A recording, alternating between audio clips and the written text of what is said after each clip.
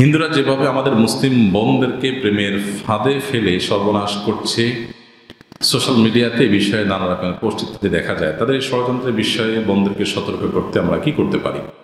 শিক্ষার্থী দারুনাজাত খান মাদ্রাসা, দেখুন এই ধরনের অনেকগুলো পোস্ট আমাদেরও নজরে পড়েছে, আপনাদের নজরে পড়েছে যে এ ধরনের দুর্ভাগ্যজনক, খুবই ন্যাক্কারজনক ঘটনা ঘটছে।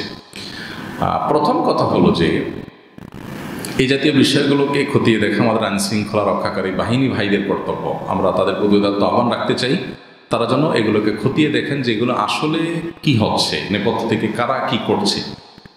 একটা কথা আমি প্রায় বলি যে এদেশের মানুষ, সাম্প্রদায়িক সম্প্রীতি এদেশের মানুষের মধ্যে যতটা আছে, আশেপাশে কোনো দেশের মানুষের মধ্যে এটা নাই। যার কারণে আশেপাশের সব দেশের মানুষরা সাম্প্রদায়িক সম্প্রীতির সবক বাংলাদেশের মানুষ থেকে নেওয়া উচিত। বাংলাদেশের মানুষ যতটা সহনশীল সাম্প্রদায়িক সম্প্রীতির ইস্যুতে, এতটা সহনশীলতা আশপাশের কোনো দেশের মানুষ দেখাতে পারে না নিকট অতীতে। হাঙ্গামা, মারামারি, ধর্মীয় আপনার বাড়াবাড়ি করতে গিয়ে রক্তারক্তি, নিরীহদেরকে খুনাখুনি, সকাল বিকাল তাদেরকে হত্যা, বাংলাদেশে বিচ্ছিন্ন ছোটোখাটো ঘটনা ঘটলেও বড় ধরনের কোনো ঘটনা ঘটে। আর বিচ্ছিন্ন ঘটনা যেগুলো ঘটছে সেগুলো আসলে ধর্মীয় কারণে না হয়ে রাজনৈতিক এবং স্বার্থসিদ্ধির কারণ থেকেই বেশিরভাগ ঘটনা ঘটেছে, আমরা সবাই কম বেশি জানি।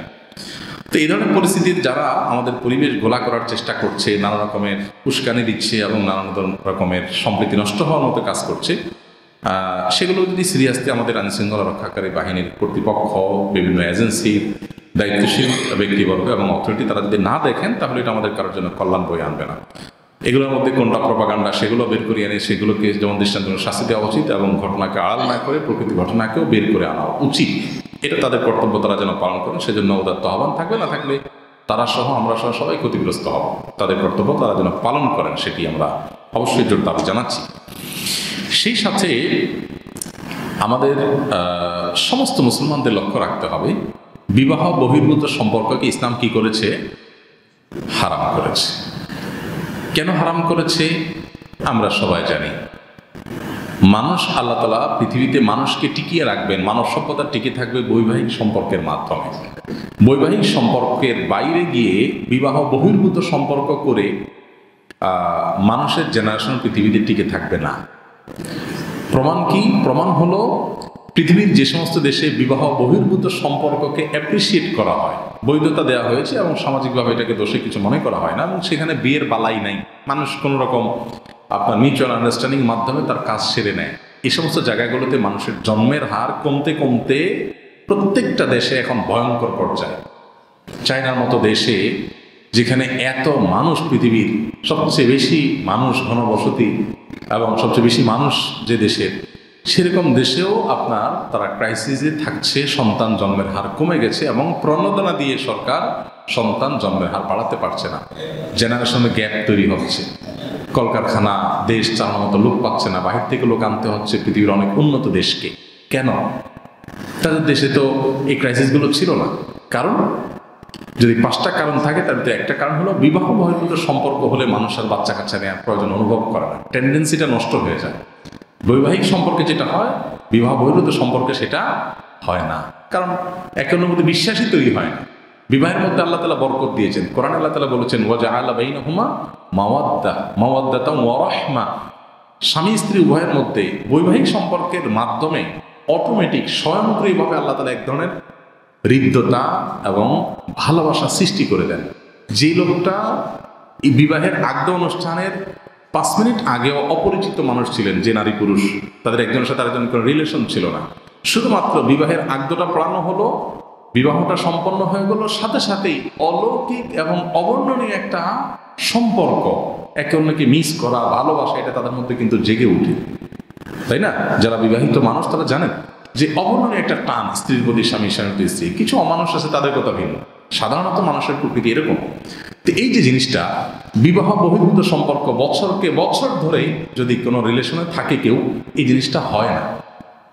এই জন্য আপনি দেখবেন বৈবাহিক জীবনে স্বামী স্ত্রী একে অন্যের প্রতি অবিচার করা, জুলুম করে হত্যা করা, খুন করা, মারাত্মক পর্যায়ে চলে যাওয়া, এরকম পরিস্থিতি লাখে কোটিতে হাজারে আপনি খুঁজে পাবেন খুব অল্প স্বল্প।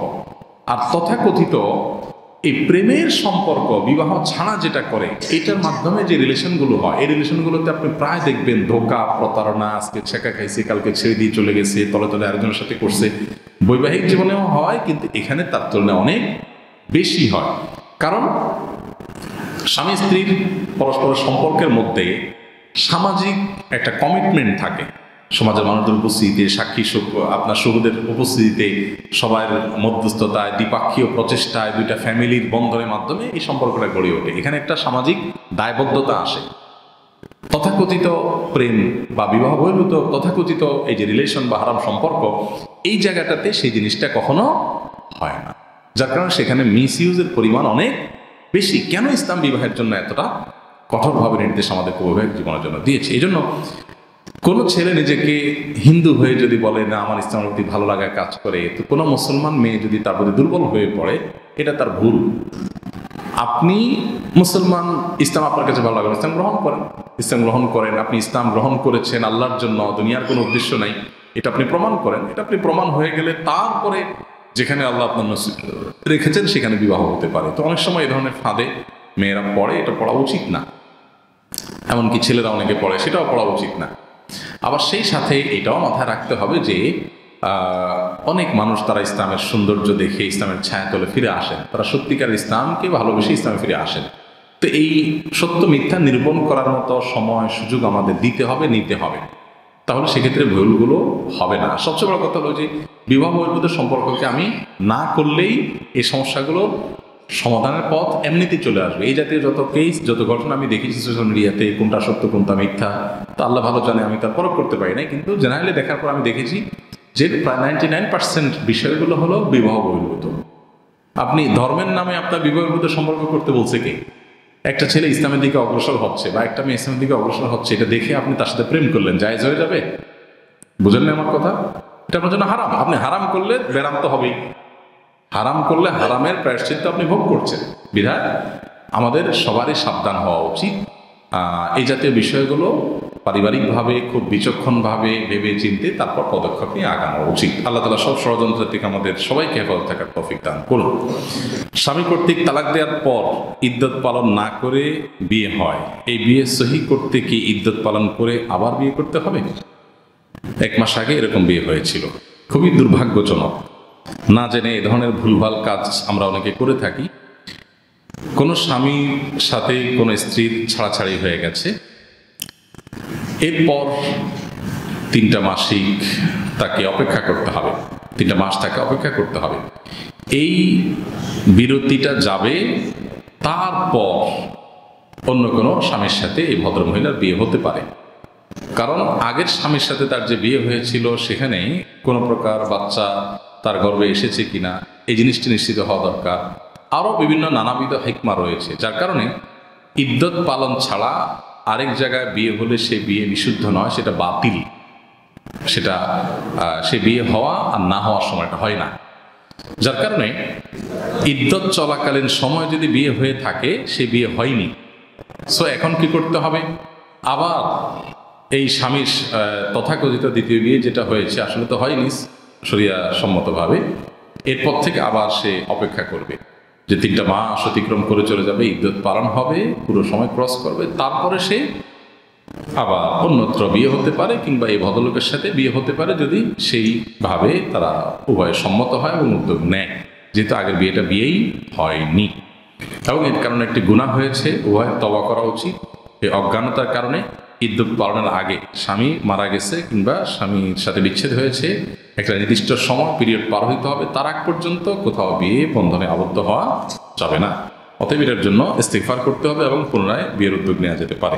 মেডিকেল শিক্ষার্থী হিসাবে প্রয়োজনের তাগিদে অনেক সময় রোগীর ফরজ সতর দেখতে হয়, সেক্ষেত্রে শরীয়তের হুকুম কি এবং শিক্ষার্থীর করণীয় কি?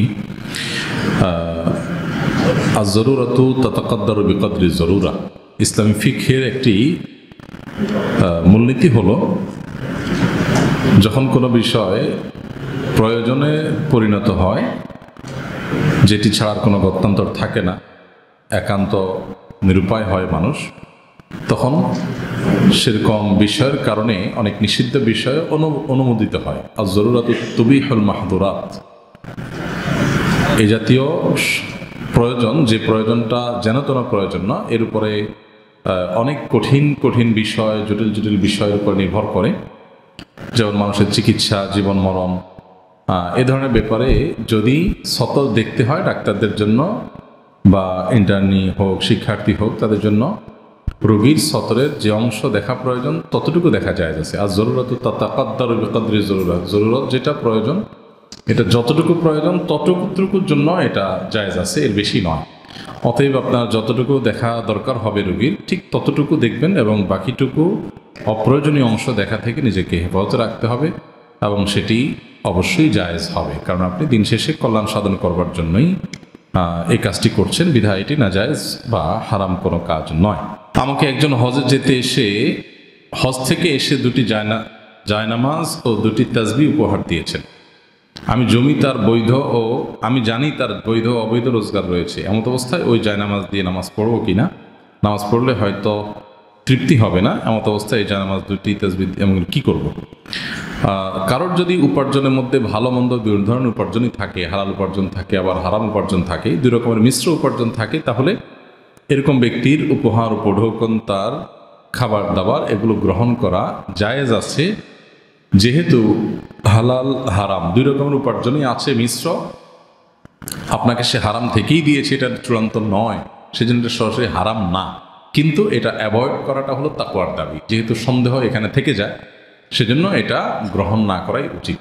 আপনাকে যদি সে দিয়ে থাকে, কোনোভাবে অ্যাভয়েড আপনি করতে না পারেন, তাহলে আপনি অন্য কাউকে দান করে দিবেন, নিজে এটা ব্যবহার না করাটা আপনার জন্য উত্তম। কিন্তু নিশ্চিত হারাম না এমনটি হলে, অর্থাৎ সন্দেহ আছে শুধুমাত্র, এর কারণে পরিপূর্ণ হারাম হয়ে যাবে না। বিশেষ করে আপনার তৃপ্তি হচ্ছে না বলছেন, মনের মধ্যে আপনার ধোঁয়াশা থাকে, যার কারণে এটা আপনি ব্যবহার না করে অন্য কাউকে দান করে দিলে উত্তম। শেষ প্রশ্ন, আমি চার্টার্ড অ্যাকাউন্টেন্ট বা সিএ পড়ছি। সিএ হতে আমাকে একটি অডিট ফার্মে 3 বছর কাজ করতে হবে, যাকে আর্টিকেলশিপ বলে। উক্ত সময়ে আমাকে ব্যাংকেও অডিটে পাঠাতে পারে। অডিটের কাজ হলো প্রতিষ্ঠানগুলো তাদের হিসাব বিজ্ঞান নীতিমালা ও প্রতিষ্ঠানের জন্য বিদ্যমান নীতিমালা মেনে করছে কিনা তা চেক করা।